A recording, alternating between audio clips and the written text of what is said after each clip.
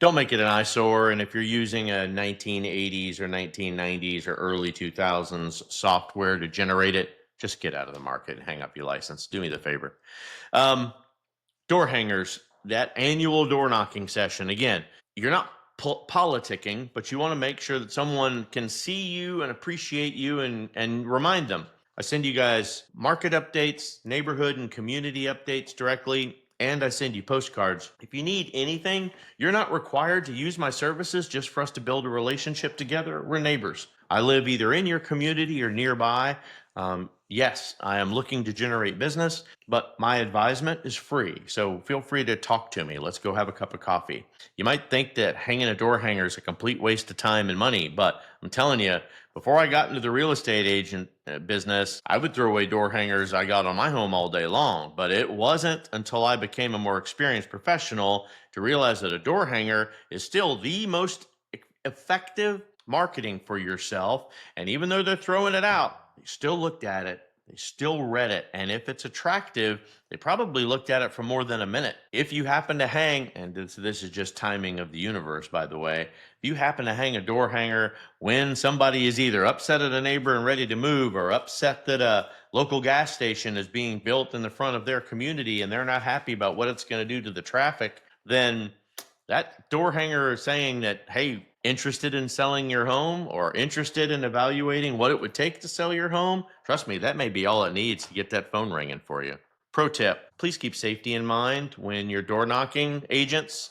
Um, you need to ensure that you have established precautions when you're doing this, letting other people know where you're going to be. Doing door knocking with a partner is nice. A lender or another agent can walk with you. These are great ideas, and it's going to keep everybody abreast of you. You're doing smart things in smart timing. Please keep yourself out of harm's way. Unfortunately, even the best of neighborhoods, you're going to run into a grumpy person that just doesn't want you there and might be a little more than abusive when you show up and knock at their door. By the way, introducing yourself to a neighbor isn't a solicitation. It is a, hey, yes, I own a real estate business too, and I'd love to talk to you about that, but I wanted to let you know I was in the area doing other real estate work and didn't want you to think there was some stranger walking around. Here's my business card if you ever need to talk. Automated CMA emails. A lot of homeowners struggle with being able to confidently estimate the value of their home. Let's face it. I can go to 5 big websites, Zillow, Realtor.com, all of those guys included, Homes.com. All of them are going to give me a different evaluation of what my home is worth. When you're dealing with those types of strategies, anything that you can do to help make a person understand that the physical presence of an agent walking in your home, helping you with an analysis, that's the hot button. Zillow has never walked into my house and helped me understand what the true value of my home is, or why my home is more or less valuable than the other homes being represented in my community. You need to make that very clear to people. Why would I need a real estate agent? I can do all this online. Yes, you absolutely can. You can also do it wrong. You can also do the wrong paperwork. You can also have the wrong conversations. You can also misrepresent your house. You can also get sued because you didn't use a real estate agent. No different than you went into court and thought you were smart enough to represent yourself in front of a judge and do not know your way around a courtroom. I will advise people a million times over. Way too many people lose money in a courtroom because the other agent was smarter. Period. And if you're representing your house by yourself, chances are the buyer that comes in to buy your home is represented by an agent. So you are already under the bed, getting beat by a bag full of soap, rather than understanding how intelligent that you need to be when you're representing one of the largest investments in your portfolio. Zillow's got this cool feature, by the way, called Home Reports. It will allow you to obtain regular updates about your home's value. But again, this is a hot zestimate, and customers need to understand that as of the time of that writing, there's a national median error rate of about 7%, 7.06 if you want to get specific about it. So be careful.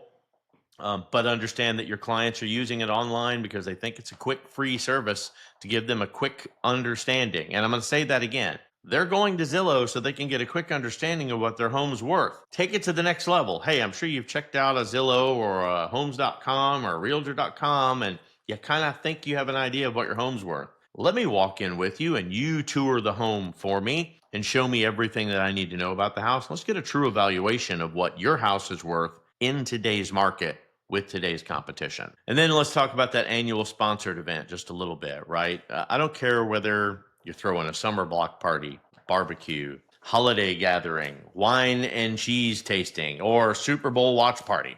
None of it matters. Considering more than a third of your buyers are going to use real estate agents anyway, they knew they were being referred in. This is a fantastic method for you to be able to expand your sphere of influence, get more buyer leads, and people actually give you the attention that you're looking for that they aren't going to do by just a blind email. If you're new to events, start with something that you know how to do. Pumpkin giveaway, October trivia night. Try sponsoring a neighborhood garage sale or something. Community fireworks display in July is a big one. The community is going to need you to volunteer some money and some efforts, but they'll allow you to put some signs out. You know, tonight's fireworks display is sponsored by you and your company. That's great. Do not forget your brokerage when you're out there. They are the reason that you don't get your butt suit off every time you say something incorrectly or misrepresent something. They're the reason that you should be educated in this platform. And when you are advertising publicly, their logo deserves just as much credit as yours does. Pro tip. Another unique tool that you can use when you're farming activities to deliver pop by gifts, right? Very small, inexpensive gift that you can send on occasion. Holiday, simply encourage interaction, $2 to $5, pop by gift ideas. There's some clever articles out there, and they're typically holiday centric. And that's what people are going to remember when it comes down to these things. Where does social media fit into the real estate farming network that we're talking about now? Social media will not replace traditional farming techniques, period. It can go a long way to enhancing them. A lot of the local neighborhoods have their own Facebook groups, which I've talked about. Some homeowner associations even have dedicated websites, social profiles, not to mention active residents on social platforms. There's plenty of social media posting ideas. You can find that in our library as well when you're looking out there.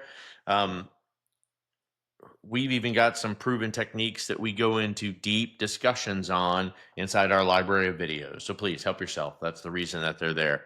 But start by connecting with members of your farm area by using your own personal social media profile. Make sure that it's listed on your card or listed on all of your letters that you're sending out to them. Then, if you're using Facebook, for example, create a custom audience for specific posts. These are people that truly were interested in learning who you are. Facebook, if you own a business, goes beyond just your friends and your family. Your friends and your family should absolutely understand that you are also trying to run a business. So try to make sure that they know, don't get insulted or don't leave my platform just because of that. You want to make sure that you're not going to be saying anything offended, but it's great that you'd be able to advertise on a platform that large. Got a couple of easy questions. Several questions. Let me pick a couple of easy ones. Why is it called farming? So think of what it would take to farm like a big field of tomatoes, right? You gotta select the field. You gotta plow the soil. You gotta plant the seeds. You gotta stake the plants. You gotta weed, prune, monitor, track progress, and ultimately harvest the tomatoes. It's not a real stretch to think real estate farming is the same way. It requires careful preparation, attention to the details, and some patience for the process to bear the fruits of your labor. And yeah, knowing when to get out of the rain, man, could ultimately be just that simple. What kind of activities constitute real estate farming? I think I described that really well. Why does my real estate farm have to be 500 houses or less? Well, it's because of your budget. When it comes to real estate farming, bigger is not necessarily better. Geographic real estate farming is a very effective marketing strategy because you're targeting a very specific audience, a very specific set of homes. Think of it as they are in a bubble, and you only want to talk about the things that are inside of that bubble. You don't care what's going on outside. This is about them, and the messaging should be very selfishly targeted towards them. What kind of results should I expect from a real estate farm? Great. If you tracked it properly, like we discussed in today's talk, you're going to be able to determine the return of investment, your ROI, in your particular farm, strictly because every market is a little bit different. But your success is going to depend on the area specific information.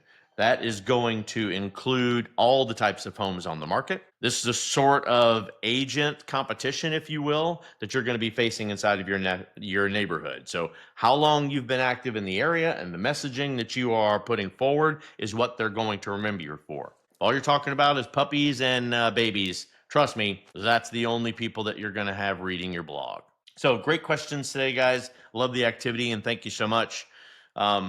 Closing, farming is a very effective means of prospecting. It develops a very consistent source by the seller and for buyer leads. Best part of farming is the rate of return on that investment is going to improve over time. The more your messages get more refined, get sharp to what's actually going on in your market, the more people will recognize it.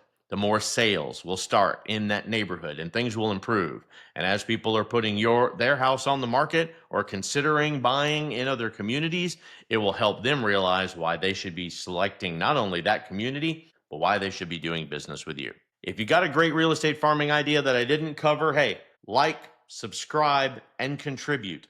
Your comments go a long way to how we develop the next thing we talk about in our channel, and we are not afraid to get trolled and talk about the things that are maybe a little less than obvious.